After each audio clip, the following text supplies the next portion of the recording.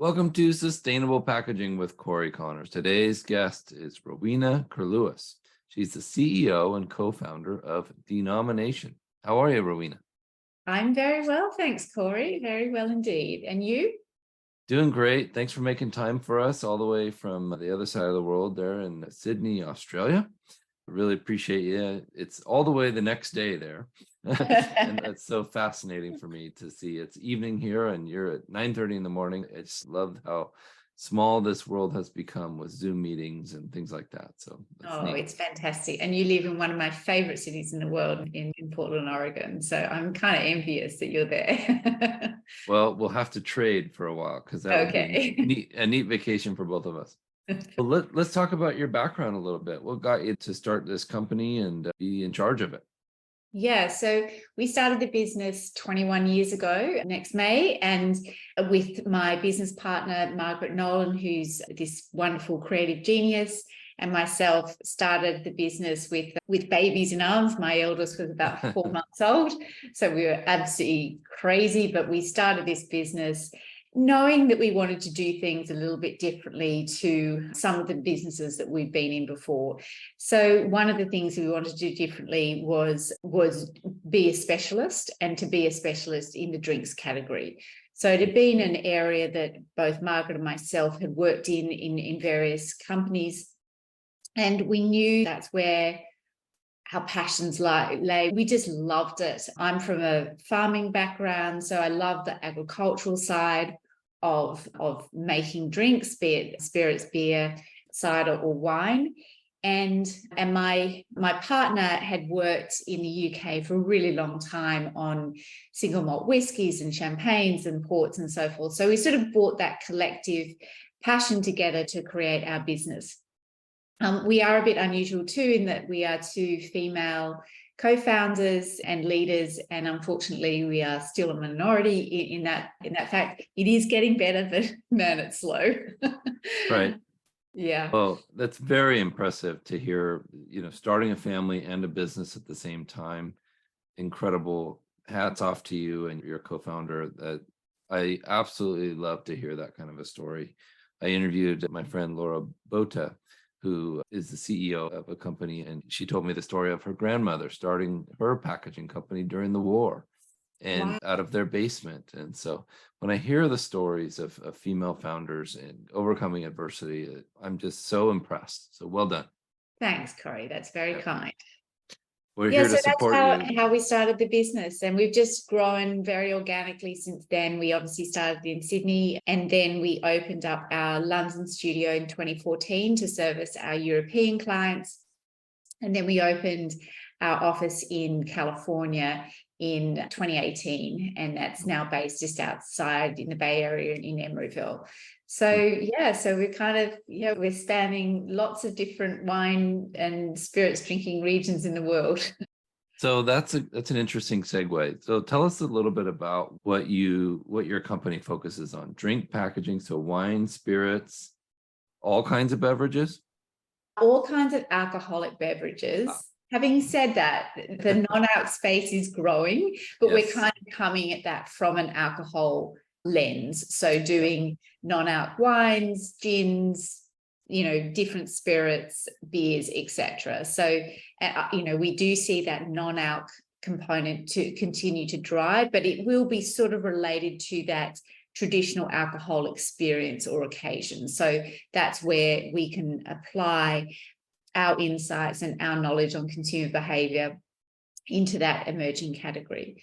So yeah, so we just do alcohol, and what it's meant for us and ultimately for our clients is that we really understand the category in depth. Right. So we know about distribution models, we know about competitive movements, we know about how consumers purchase alcohol and the differences and the similarities between major drinking regions. And we understand how luxury works, and at the end of the day, most alcohol is a luxury. It doesn't really matter what price point you're able to indulge in, but it's always a luxury. It's always a treat to yourself and to your friends. So sort of understand how consumers behave in that area and what some of the opportunities and challenges we have. Yeah. And your firm designs and procures packaging for these brands. You're supplying it's a one-stop shop for the whole thing. So no, we don't do any procurement as such. So we are responsible for often the strategic positioning of the brand. So where it is, maybe where it needs to move to in light of, global trends that brand needs to be across and be in tune with. And we also do then, moving on, the brand identity and the brand packaging, because obviously the pack is your core piece of advertising you have in the hand at all times. And then we also do all of those visual touch points around the brand. So be that point of sale, websites, social media content, that kind of thing, beauty photography, it goes on and on. But all of those sort of visual touch points, so that when you experience a brand, there is this real synergy between all of the different executions of that particular brand. And that's where we stop, and we pass on to our suppliers to provide the glass and the labels and this cartons and the web backend and all of that sort of stuff. So there's a whole kind of array of suppliers that we have built fantastic relationships with over the past 20 odd years. That's really interesting and very insightful into the space, because I agree. Spirits and alcohol packaging is very specific. Yeah. And, for a while there, we were doing cans here in the Northwest, and it's not easy, that's for sure. But Aurora, my parent company, is very famous for their beverage packaging, number one wine bottle manufacturer there in Australia, and aluminum cans. But let's talk about the way that we found each other was through your very famous creation, which is for packaging for crate wine. Yes. Tell us about that. How did that come about? And tell the audience what it is.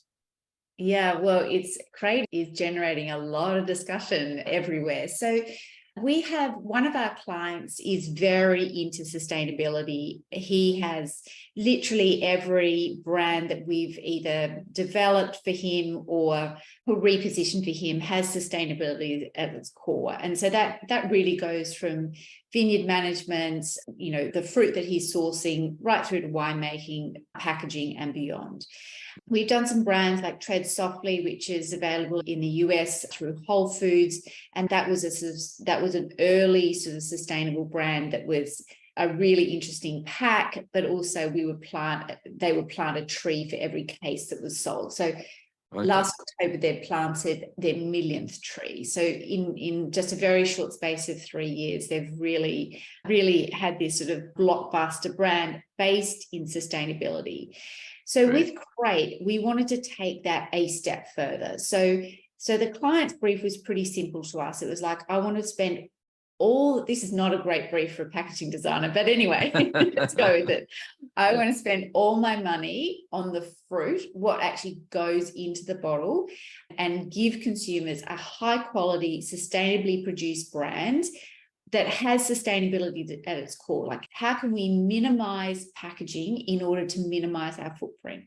So we went about that in a very kind of systematic way. So just as a sidebar, we spend a lot of time training our staff in sustainability. So this has been a 3.5-year journey. We have external consultants and advisors and trainers that come in and train our staff every 2 weeks, our core sustainability team. And then every 2 months, our entire business is trained in sustainability. So for us, it's actually something that we're thinking about all the time for every project. But for this, it just meant that we had a deep bench knowledge that we could then pull upon to do this. So one of the first things we decided was, okay, if we look at a pack, do we actually need a label? Is there a way? You need a vessel to contain the liquid and you need a capsule to seal it.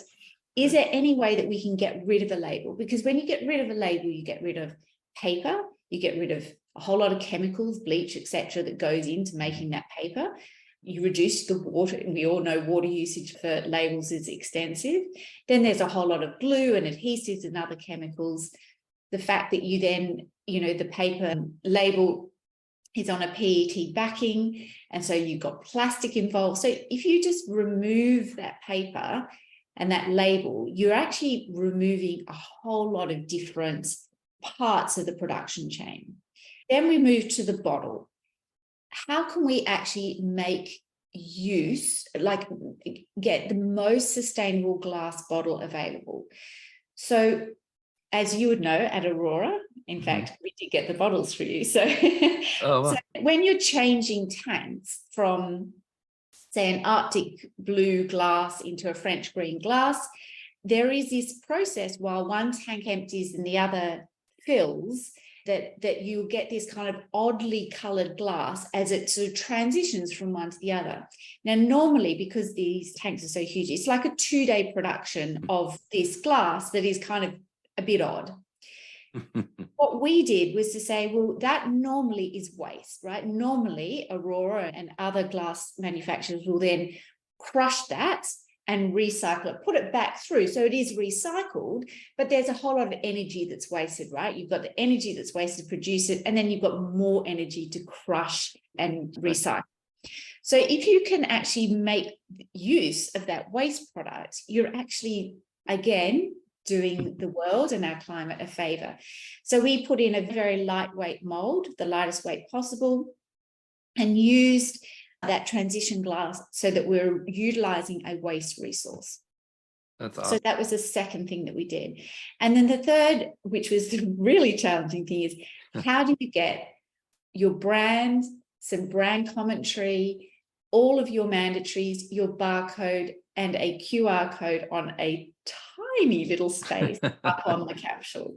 Right. And so we, because we are drinks designers and typography is incredibly important for drinks, we have some incredibly talented designers who just, like a little Tetris puzzle, just mixed them all around until you had this very kind of harmonious design that looked like it was a quality piece of design, even though it had all this stuff on it.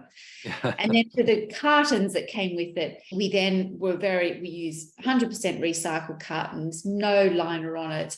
And then we just used a simple 2-color print that was actually just very clearly stating to consumers what we were doing. No labels, no adhesives, no glue, lightweight glass. And so that we're not greenwashing, we're actually being really transparent with the consumers so that they can make their mind up as to, whether that's something that is, appealing to them. I think it's an amazing insight into the concept of totally sustainable packaging. You've lightweighted the glass. I know Aurora's factories are incredibly efficient in sustainability wise. We're real leaders for that in the industry. And then you take and you don't put a label on it.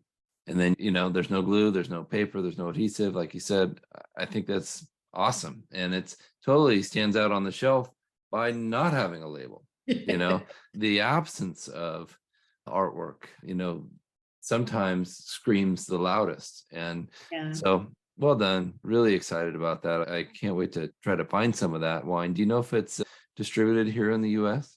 I don't think it is yet, but I would say that based on a number of comments and interests on our LinkedIn posts and Instagram, that there is obviously a real hunger for people to do things differently. Yeah. And in a lot of the interviews that I've given on Crate, I've been very clear that this is just one solution. I think what it has shown is we all collectively, at all aspects in the supply chain, need to think differently about our packaging. And so this is one solution, no label. There might be a solution that has a label but is more sustainable in other ways. I think we need to just really think about how else can we brand our products differently, better, and more sustainably. That's it. That's the show. That's it. That's the challenge. That's the whole show. And 215 episodes, and we still haven't figured it out. So we're trying new things. And I think what you're saying is exactly right. We need to continue to innovate Yeah, and do a test and see, oh, did that work? How did the economy respond to that? yeah. How did consumers react when we didn't put a label on the bottle? That's an important discussion. And, I'd love to know what the response has been so far. It sounds like it's rave reviews. Yeah, well, it'll be early. It's early days yet from a retail perspective because it only went in a couple of months ago. But I would say, it's had the fact that it's had a lot of commentary bodes well for it. And I think our client is the ultimate entrepreneur and innovator. He is willing to fail. Right. And so this may fail. And that's okay. He's okay with that. But what is a failure in his mind is actually not taking the chance, not taking the opportunity, not trying to do things differently and just sitting with the status quo. For him, that's a failure, not actually, how it ends up performing in the market long term. I love that mindset. And I'd love to know your thoughts on other trends in the world of spirits and drink packaging that you're interested in from a sustainability standpoint. Yeah, I think that the thing that interests me most is circularity. Yeah. And how we do that within our category. I see how easy it is to do with things like cereals and pastas and that kind of thing.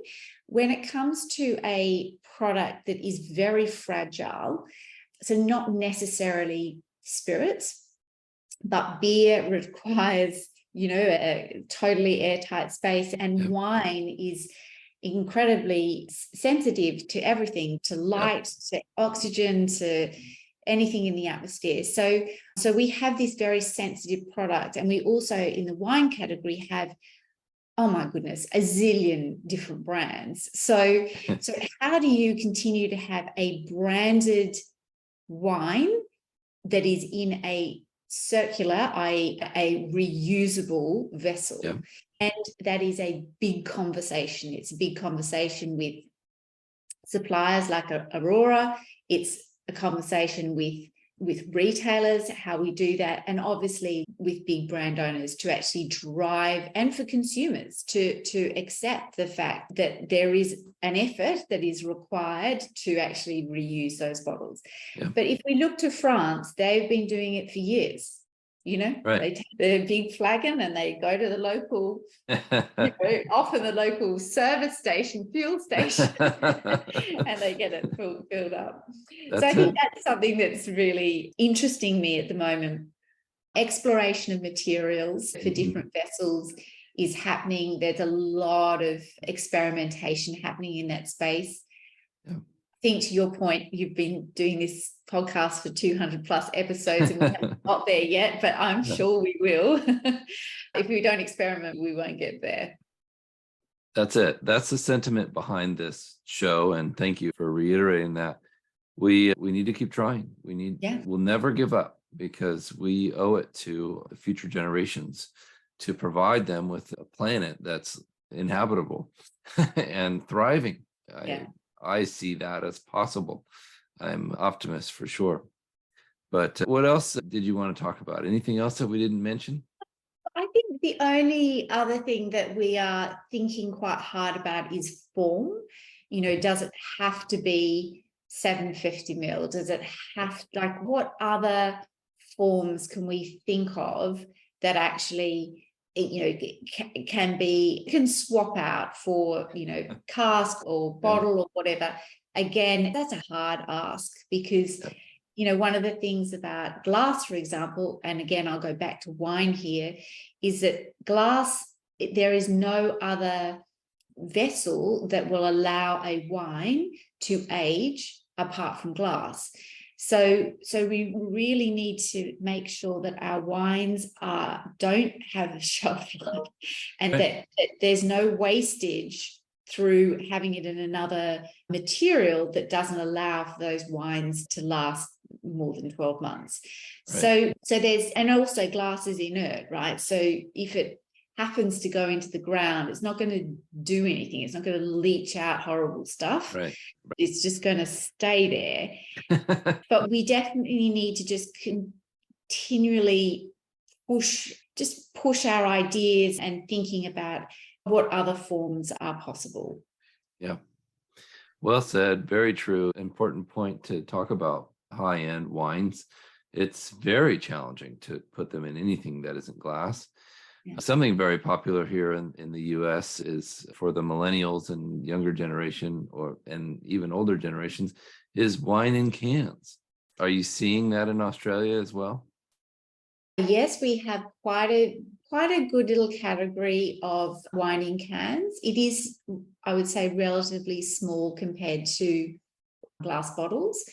I think wine in cans is really interesting for me because it sort of tackles two different things. It tackles actually three.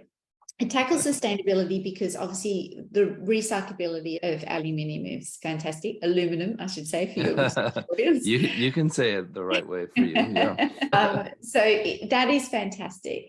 Also, because you are getting a smaller portion, there is less likely for waste. And you can probably tell a theme here. Like, waste for me is a real issue. So if you don't drink the rest of your 750ml bottle in time and you have to throw it out, that's a whole lot of resources that have gone into creating that wine that you're just throwing down the drain.